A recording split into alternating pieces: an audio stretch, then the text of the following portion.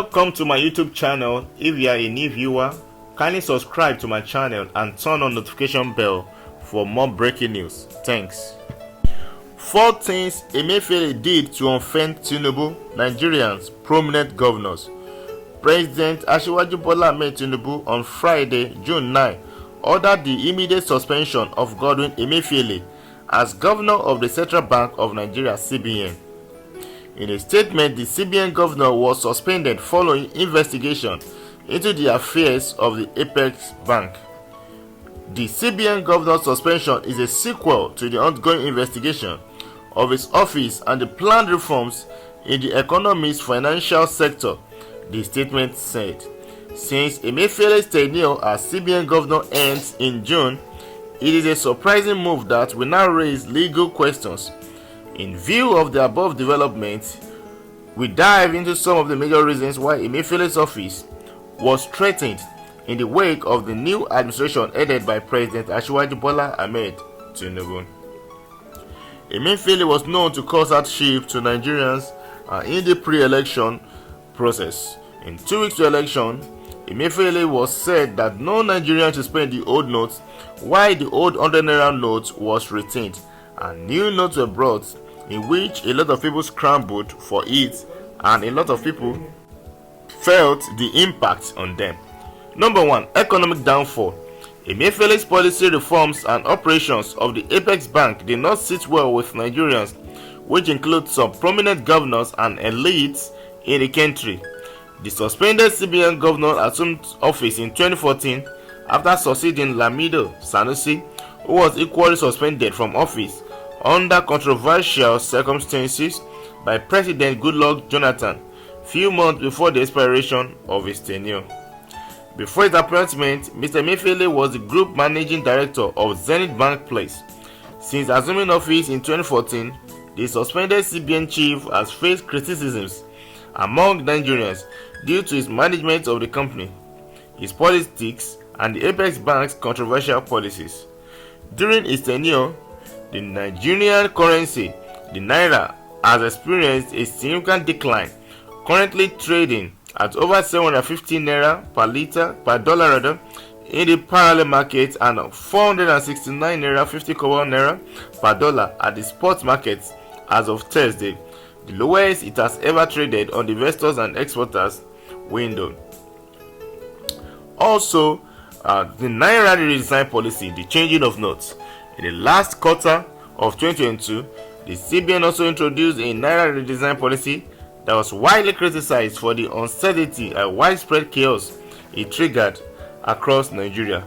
The policy caused widespread chaos nationwide as frustrated Nigerians staged protests amid poor banking operations.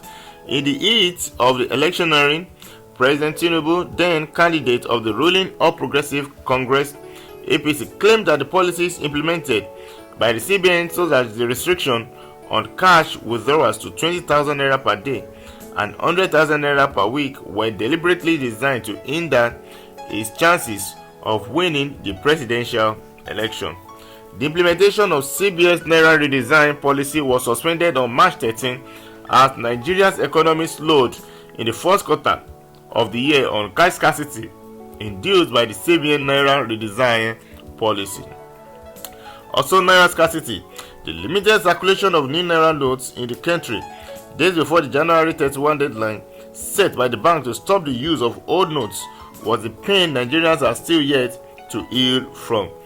The affected denominations are 1,000 naira, 500 naira, and 200 naira, which the Apex Bank recently redesigned. The new notes was scarce and followed with deadline for the old notes to be deposited at the bank, which then led to the scarcity of both the old notes and the new notes. This triggered the anger of Nigerians and some governors in the country.